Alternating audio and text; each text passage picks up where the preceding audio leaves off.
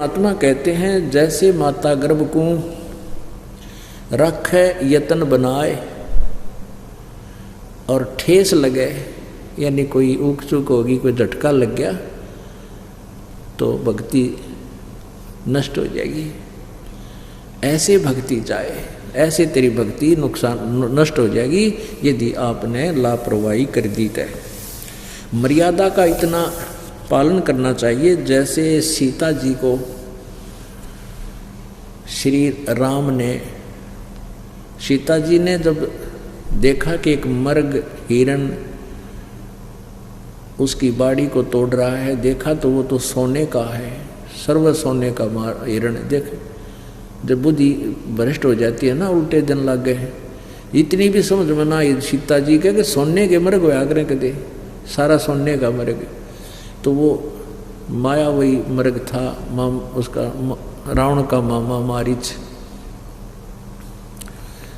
वो लीला कर रहा था, सीता को उठवाने का यत्न था। तो कहने का भाव ये है कि जब वो चलने लगे, राम ने लक्ष्मण से कहा था भाई तू मत आइए, मैं जाऊँ हूँ या नहीं मानती, जिद्दी बहुत है यार, मैं जाता हूँ तू आइए मत ना। नो बोला मैं आऊँ तक को नहीं, पर या मुझे आदेश देगी तो मैं क्या करूँ, तू न्यों करिए, इसके चारों तरफ ये मंत्र बोल के और एक रेखा खींचाइए। पहले तो ये कोशिश करिए ना आना, यहाँ जंगल का काम है, सब समस्या हो जाती। ऐसा ही हुआ। फिर कहने का भाव ये कि लक्ष्मण ने भी जाना पड़ गया, उसी के कुबोल बोलते हैं। सीता ने बोली तू तेरा भाई मार गया किसी ने, और वो ऊपर आवाज़ लगा रहा है हे राम आई मर गया, और तू जाना नहीं चाहता, तेरी नीयत में फ़र्क से हैं, तू नहीं जाना चाहता, तेरी नीयत में गड़बड़ है, यहाँ तक बोल दिया सीता ने। तब लक्ष्मण जी ने कुटिया के चारों तरफ वो मंत्र बोल के और एक रेखा खींच दी और कहा कि आप इसे बाहर मत जाना। अब उधर से रावण एक साधु का भेष बनाकर आ गया और कहा माई भिक्षा देना। सीता जी ने कहा आ जाओ महात्मा जी, ले जाओ अंदर आके, यहाँ चले जाओ। रावण जब निकट आया तो देखा वहाँ तो वो रेखा के अंदर से इतनी गजब की लपट निकली, वो 10 कदम पीछे भाग गया, ना तो फूंक देता उसको। तो रावण कहने लगा माई तुम मेरी बेइज्जती कराना चाहते हो, हैं तुमने यहाँ पर ये अग्नि रेखा खींच रखी है, आप बाहर आके दे दो, भिक्षा देनी है तो, नहीं तो तुझे ये श्राप दे दूंगा, न्यू दे दूंगा। अब सीता जी ने सोचा कि बिजली पड़े साधु संत है और ये आटा दे के फट दे वापस आ जाऊंगी। अब उठाया वो जो भिक्षा डालनी थी वो उठाकर बाहर गई, रेखा से बाहर चली गई। रावण ने तो पकड़ कर बाजू घेर ली कंधे पे और वहाँ ठोकी ठाक है 9 लखे बाग में। अब उसकी तो जरा सी लगी, वो बौड़ी बूझते नहीं कह गए इस तो बाहर मत निकलिए, वो मेंटल थोड़े ही थे। तो हम परमात्मा कहते हैं जैसे सीता ने लापरवाही करी थी, वचन नहीं माने उनके, कितनी दुर्गति अपनी भी करवा ली और गेला उनकी करवा दी। तो पुण्यात्माओं ये वचन जो सतगुरु की जो मर्यादा के हैं, ये लक्ष्मण के सी रेखा समझ लेना भाई। यदि आपने इस भक्ति में सफल होना, नहीं तो बड़का खेलनी है। ब्रह्मा विष्णु महेश की नरेल बना रखी काल ने, आपकी तो औकात क्या है, ये छोटे मोटे ऋषि मैं ऋषि बने फिर, इनकी सबकी दुर्गति कर रखी है जितने भी ऋषि मैं ऋषि थे। जैसे विश्वामित्र पहले राजा था, घर त्याग का बाल बच्चेदार था, घर त्याग के वैसी प्रेरणा हो जंगल में जा बैठा, खूब भक्ति करे और थोड़ा आहार करे। उधर से काल ने भेज दिए एक अप्सरा, वहाँ फिर शादी कर बैठा। 6 महीने की लड़की होगी जब गेर के वह चाल पड़ी, ऋषि जी सावधानी, बस ईसाई ऋषि था तू, आया था घर छोड़ के, ले पकड़ तेरी लड़की ने घेर कर जाती रही। फिर वो कण्व ऋषि को देख आया जो फिर जंगल में चला गया। तो पुण्यात्मा परमात्मा के मार्ग में यदि आपने चलना है, ठीक है, यहाँ संसारिक छोटी मोटी जो आवश्यकताएं हैं आपकी, ये अवश्य पूर्ति होंगी, लेकिन वही होगी जो आपके हित में होगी। जैसे बालक छोटा सा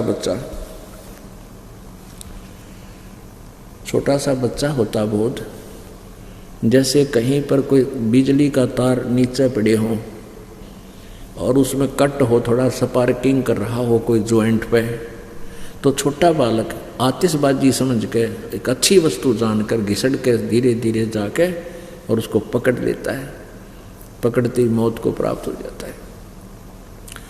और वो बच्चा जब उसकी डिमांड कर रहा है उस स्पार्किंग वाले तार की और माता पिता देख लेता है तो उसको तुरंत उठा लेता है, हाय मेरा बेटा, बेटी मर जाएगी, बेटा मरेगा, और वो रोता है, हाय उधर उधर भागता है, रोता है, उसको पकड़ना चाहता है, लेकिन माता पिता उसके रोने की परवाह नहीं करेंगे, रोता रहेगा, उसकी जान बचाना अनिवार्य है। ऐसे ही आप जी कुछ ऐसी डिमांड भी कर लेते हो जो भविष्य में आपके लिए हानिकारक होगी, मालिक नहीं देगा। आप भक्ति करियो चाहे ना करियो, क्योंकि परमात्मा ने हमारे बहुत दूर तक का ज्ञान है, आप जी ने अपना यहीं तक का ज्ञान है। तो ऐसे परमात्मा के ऑपरेशन में आप जी ने कोई ऑब्जेक्शन नहीं होना चाहिए। आप जी के संस्कारों को लेस करना है, खत्म करना है। जैसे किसी के बच्चा बालक नहीं होता और फिर परमात्मा का नाम लेने से बच्चा यानी गर्भ रहा और फिर वो खराब हो गया, ऐसा दास ने काफ़ी केस देखे हैं इस भक्ति मार्ग के लाइफ में। तो कहते जी आपकी दया से रजा हुई थी कबीर बंदी छोड़ की कृपा से, लेकिन खराब हो गया बालक। हम यही कहते हैं बेटी कोई बात ना, फिर दया करेंगे दाता, जो करते हैं परमात्मा ठीक करते हैं। लेकिन एक दो ऐसे गड़बड़ हो जाती है तो उनका दिल टूट जाता है कि यहाँ भी हमें कुछ लाभ मिला को नहीं। परमात्मा कहते हैं धीरे धीरे रेमना धीरे सब कुछ हो, माली सींचे सौ बड़ारी तुम्हें फल हो। इसका एक कारण ये भी होता है कि परमात्मा आपके संस्कारों में परिवर्तन करेगा। आज मैं दिखा दूं आपने कम से कम भी 60% लड़कियां के सताए हुए आदमी आते। एक तक है मेरा बेटा दारू पीवे है, कोई नो दुखी करे है, कोई ऐसा कर रहा है, कोई ऐसा जेल में पड़ा है, कोई कुछ कर रहा है, और कोई कहे मन पीटे है। एक तो बूढ़ा रो खड़ा खड़ा ने बोला घर ना जाऊं, वहाँ क्यों छोरा मारे है, अरे तेरा के जो भैया। तो पुण्यात्माओं परमात्मा तुम्हारे संस्कार ठीक करेगा। ऐसी कोई निकम्मी संस्कार का कोई ऐसा बीच में आने वाला होगा, उसको आप ही सेट कर रहा है। एक जींद में बहन रहा करती, उसने नाम ले लिया, उसकी पुत्र वधू के एक लड़की थी और कई वर्ष हो गए थे उन बालक ना होते, वो ऐसे ही गर्भ खराब हो जाता, और उन दोनों ने फिर नाम भी ले लिया। नाम लेने के बाद भी उस पुत्र वधू का एक दो बालक खराब हो गया। तो फिर वो इधर उधर भी धक्के खाए, फिर भी नहीं बात बड़ी। फिर दोबारा उपदेश लिया उसने, लड़की ने। उसकी माँ, उसकी सास तो बिल्कुल पक्की लगी रही, लेकिन उस पुत्र वधू का विश्वास थोड़ा था। तो क्या हुआ, दो गर्भ खराब हो चुके थे नाम ले पीछे, और तीसरा फिर कृपा हुई राजा हुई मालिक की, उसका गर्भ रहा बेटी का, और वो तीसरा भी खराब हो गया। तो टक्कर मारे, रोए, बेगन कर दिया उन्हें। उनकी माँ भी आ गई, यानी उसकी पियर था, मायके था, और पूरा हो गया भी, बच्चा खराब हो गया, सारे वो आने जाने हो गए उनके। उसकी सास ने मेरे पास संदेशा भिजवाया, जी ऐसे ऐसे गड़बड़ होगी, और या तक घना जी काल कर रही है, टक्कर मारे हैं, आँख सुझा ली, के फायदा हुआ, गुरु जी कहे न्यो कर दिया, न्यो कर दिया। तो शाम की बात थी, सुबह उन्होंने फ़ोन किया, मैं परसों, उसने फिर अपने घर पे हमें बुला लिया, जब हम ऐसे थोड़ी सी संगत थी, घर घर जाया करते थे। उससे तीसरे दिन खाने का व्यवस्था कर दी। तो तीसरे दिन, चौथे दिन, तो अगले दिन वो क्या किया, मैंने कहा, उसने सोचा, उसकी सास ने कि चल वो बच्चा तो गया सो गया, डॉक्टरनी ने दिखा लिया। मुझ दास से बात होने के बाद मैंने कहा भी कोई बात ना, परमात्मा जो करे वो सही करे है, तुम मान्या करो, कुछ विश्वास कराया करो। पहले संगत थोड़ी थी, तो यहाँ आप इसलिए बुलाते हैं आपको, ज़्यादातर तो आप एक दूसरे से सुनकर सेट हो जाते हो, तो वहाँ उस समय ऐसा नहीं था, तो ज़्यादा ही दुखी सी हो रही थी। माँ वे भगवान जो करे ठीक कराया करे, तुम विश्वास रखो। अब उसकी सास का तो विश्वास था, पर वह बालक थी।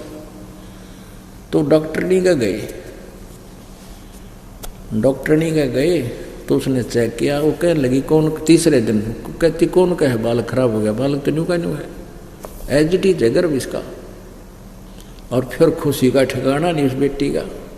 फिर 30-34 दिन हमारी रोटी कमे खाने पर बुलाया है, बड़ी खुशी खुशी फूली फूली। फिर हमारा बेटा परमात्मा जो करता ठीक है, हमें तो मालूम था जो मालिक करे वो सही करे, पर तेरा विश्वास नहीं था ना जी, पक्का विश्वास हो गया। मैं तो कभी पक्की जच गई, मेरा भगवान पूर्ण है कबीर जी। माँ ठीक बेटा, हम ये चाहवा थे कि थारा विश्वास बने।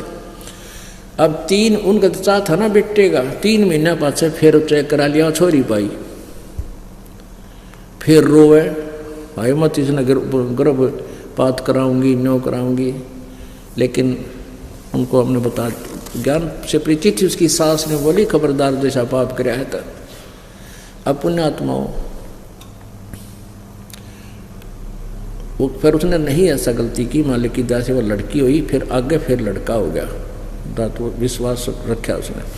अब देखो हमारी तो ऐसी बूढ़ी आदत से, जैसे ऊंट होता ना, ऊंट पे सामान धरे, कोई सामान लाद्या करे ना, जो भी और तारे जब भी यानी वजन धर रहे हैं जब तक ठीक रो है, और तारे जब भी करे हो, यानी उसको कम कर रहा है उसके वजन को, फिर भी तो हमारी इसी आदत बन गई ऊँट के सी। परमात्मा जैसे अपने हिसाब से ऑपरेशन कर रहा था, उसने के लगे 1 सेकंड में के कर दे। उसने इनकी स्थिति देख करके अपनी आत्मा को ले लिया था, लड़की थी गर्भ में, और इसने हाहाकार मचाई, तो ले फिर ले ले बेटी, वह लड़की दे दी। और फिर नो रो आई मत, इसने गर्भपात कराऊंगी, मारूंगी, नीच कहेंगी। तो कहने का भाव यह कि भगवान अपने हिसाब से ऑपरेशन करता है, वजन कम करता है जब भी रोए ऊंट की तरह, और धरे जब भी रो तुम। तो इस तरह हमने राज्य रमता राम की, राज्य रमता राम की रजा धरे जो शीश, और दास गरीब दरस परस 30 भेटे जगदीश।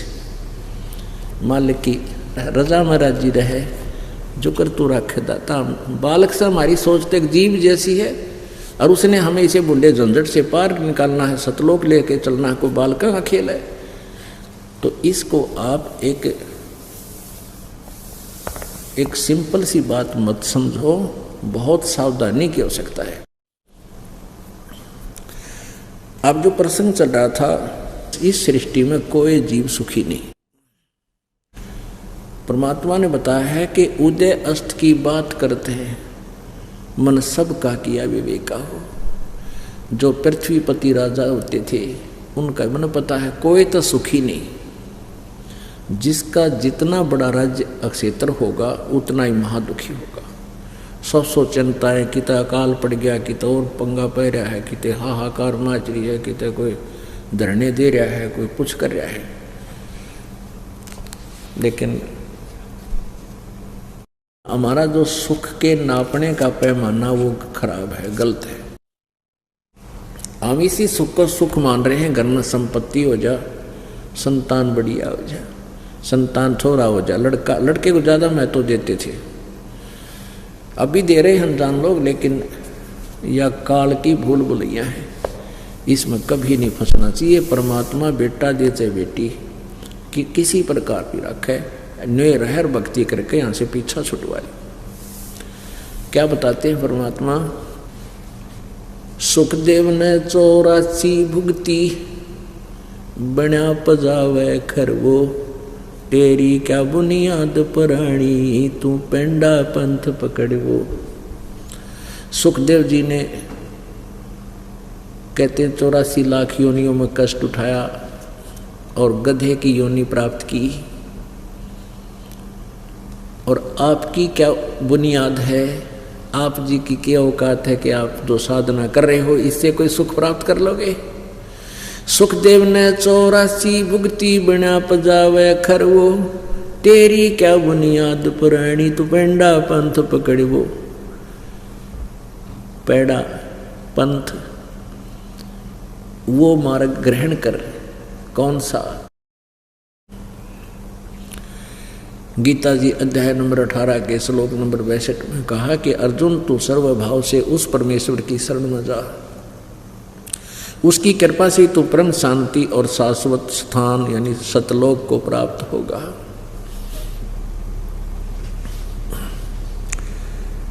पुण्यात्माओं, परमात्मा का पाना कोई कठिन बात नहीं है। ये विश्वास होना कि हम जो मार्ग ग्रहण किया है, जो भक्ति विधि हमें प्राप्त है, ये श्रेष्ठ है। और इस मार्ग को, इस भक्ति की विधि को आपके हृदय में और इस तत्व ज्ञान को हृदय में जचाने के लिए ये सारा प्रयत्न हो रहा है। नहीं तो 2 अक्षर की बात थी। यदि ये बीच में ये अज्ञानी संत ऋषि महर्षि, ये नकली कबीर पंथी बिना कबीर पंथी, ये राधा स्वामी बिना राधा स्वामी, दंदन सतगुरु, ये सारे पथ भ्रष्ट हैं, ये दिग भ्रष्ट हैं। इनका यथार्थ ज्ञान ना यथार्थ भक्ति मार्ग है। अब ये कड़वी जो सत्य है ये अलग में उतरती कोई ना, गले ना उतरती सबके, अरे या उतरे पार पड़ेगी। ये कुनीन है पुण्यात्माओं, या खानी पड़ेगी आपने। आपका दीर्घ रोग हो रहा है मलेरिया, और यह खानी पड़ेगी, इसके खाने से लाभ होगा। तो कहने का भाव यह कि अगर ये बीच में इन टांग ना अड़ा रखी होती या भक्ति खराब ना कर रखी होती तो भगवान आए थे 600 साल पहले। यही ज्ञान वो पुरुष में देते थे जो दास आज आपके समक्ष रूबरू करा रहा है। लेकिन इन नकली संतों ने, ऋषियों ने, महर्षियों ने उस परमेश्वर की इस बात को ऊपर नहीं आने दिया। इतना कह करके कबीर अशिक्षित है, ये संस्कृत भाषा नहीं जानता। और ये ब्राह्मण लोग, ऋषि महर्षि को चाहे ब्राह्मण को, ये संस्कृत भाषा जानते हैं। और संस्कृत भाषा के अंदर ये सभी ग्रंथ लिपिबद्ध थे, जैसे चारों वेद, गीता जी और पुराण। तो इस बात जो परमात्मा अपने सच्चिदानंद घन ब्रह्म की वाणी में सिंपल लैंग्वेज में वो ज्ञान बोल कर लिपिबद्ध करा के गए थे, और उसमें भी कहा करते थे कि तुम कौन राम का जपते जापम, तात कटे ना तीनों तापम।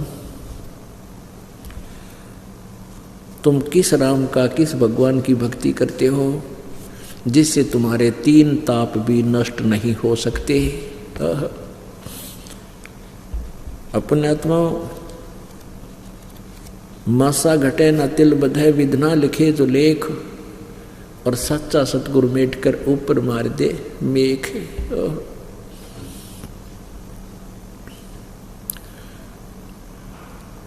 कि आप जी के भाग्य में कोई दुख है, 3 ताप का दुख तो सबसे निम्न होता है, छोटा होता है, वो भी ब्रह्मा विष्णु महेश से नहीं कट सकता। जैसे गीता जी अध्याय नंबर 2 के श्लोक नंबर 37-38 में अर्जुन से ये गीता ज्ञानदाता ब्रह्म बोल रहा है कि अर्जुन तू युद्ध कर ले और तुझे लाभ हानि को छोड़कर तू युद्ध कर ले, तुझे पाप नहीं लगेंगे। फिर तुरंत ही कह रहा है कि अर्जुन यदि युद्ध में मारा गया तो स्वर्ग प्राप्ति होगी, और यदि युद्ध में जीत गया तो पृथ्वी का राज का आनंद लेगा, तेरे दोनों हाथों में लड्डू। फिर क्या होता है कि महाभारत का युद्ध समाप्त हो जाता है, पांडव विजयी हो जाते हैं, कौरव पराजित हो जाते हैं। युधिष्ठिर को राजगद्दी पर बैठा दिया जाता है। युधिष्ठिर जी को भयंकर स्वप्न आने शुरू हो जाते हैं, जैसे कोई कटे हुए सिर के व्यक्ति घर में घुस रहे हैं, हाहाकार मच रही है, भयंकर आकृतियाँ दिखाई देती हैं, जैसे कोई मार रहा है, काट रहा है। बहनें जैसे अपनी चूड़ियाँ फोड़ रही हैं और कह रही हैं कि हे अन्यायी, इतने मेरे पतियों का हमारे सुहाग उजाड़ दिए, तुझे क्या मिल गया ये ऐसा विनाश करके, अब तो चैन से राज कर रहा है। इस तरह की उसको ये भयंकर शौपन और भयंकर आकृतियाँ दिखाई देने लगी। वो भूत दिखने लग गई युधिष्ठिर ने, कहने की बात सीधी सी। उसके समाधान के लिए श्री कृष्ण जी के पास गए। श्री कृष्ण जी ने कहा कि तुमने जो युद्ध में बंधुघात किया है, जो पाप करे हैं, अपने रिश्तेदार मार दिए, भाई काट डाले, वो आत्माएं तुम्हें सता रही हैं। ये 3 ताप के अंदर दुख है। उसके लिए क्या बताया कि एक अश्वमेघ यज्ञ करो और उसमें करोड़ों सभी पृथ्वी के तो पहले तकरीबन सभी भक्ति करा करते, चाहे कोई किसी जाति में जब से था, सभी भगवान की भक्ति करते थे। और पहले जैसे गांव में जैसे किसी का शादी होती थी ना, और गांव में प्रत्येक घर से एक आदमी का न्योता दिया करते कि हमारा जिम बनाइयो, क्योंकि सभी पहले भक्ति करते थे। और वो भक्ति वाले व्यक्ति किसी एक व्यक्ति का आहार करते हैं तो उनको पुण्य मिलता है भक्तों के अन्न खिलाने का। वो यज्ञ होती थी, बेटी या बेटे के ब्याह में ऐसी इस प्रकार का हवन यज्ञ, इस प्रकार के यज्ञ करते थे, धार्मिक यज्ञ करते थे, हवन भी करते थे ऐसे। तो ऐसे ही उसने कहा, श्री कृष्ण जी ने कहा कि पूरी पृथ्वी के सभी आदमियों ने बुला ले उस यज्ञ में, और सभी ऋषि महर्षि ब्राह्मणों को बुला ले, और सब भोजन खाएंगे। भोजन खाने के बाद एक अलग स्थान पर रखा हुआ एक 5 मुंह का 5 मुखी एक शंख आवाज करेगा, बगैर किसी बजाए अपने आप बाजेगा ऑटोमेटिकली। और यदि उसने आवाज कर दी तो तुम्हारी यज्ञ सफल होगी तो तुम्हारे ये 3 ताप कटेंगे, भूत दिखने बंद होंगे, अन्यथा नहीं। ऐसा ही किया गया। अब उसमें अर्जुन के दिल में खटका तो लग गया कि जब तक ये भगवान न्यू कह था कि अर्जुन तुम्हें कोई पाप नहीं लगेगा तो युद्ध कर ले। अरे ये नो कह है तुमने जो भाई मारे थे, रिश्तेदार मारे, सैनिक मारे, वो पाप दुखी कर रहे हैं, उसके लिए यज्ञ करो। अब उस समय तक अर्जुन नहीं बोला कि यदि मैं वाद विवाद करूंगा तो भाई नो सोचेगा कि ये पैसे ला कर राजी को ना, ये मेरे ट्रीटमेंट पे जो इतना करोड़ों रुपया लगेगा, लाखों, ये लगाना नहीं चाहते, ये तो इसलिए वाद विवाद शुरू कर दी। और अर्जुन को पता था मेरा भाई फिर इलाज नहीं करा होगा, सारी उम्र ऐसे दुखी रह जाएगा। अर्जुन नहीं बोला। उसमें हाँ स्वीकृति दे दी, स्थान निहित कर दिया, दिन निश्चित कर दिया गया, और 33 करोड़ देवता, 88,000 ऋषि और 12 करोड़ ब्राह्मण, 56 करोड़ यादव कृष्ण जी के जो वंशज थे, और बाकी अनाथ जीवकरण कितने को वहाँ भोजन करने आ गए। 9 नाथ 84 शब्द ये सब आ गए, लेकिन सब ने भोजन कर लिया, शंख नहीं बाजा, आवाज नहीं करी शंख ने। कहने का भाव ये है कि वो यज्ञ सफल नहीं हुई, उनके 3 ताप नाश नहीं हुए। तब पूर्ण परमात्मा द्वापर युग में पूर्ण परमात्मा कबीर देव जी जैसे अपने विधि अनुसार, अपने नियमानुसार प्रत्येक युग में आते हैं। द्वापर युग में करुणा में नाम से प्रकट थे।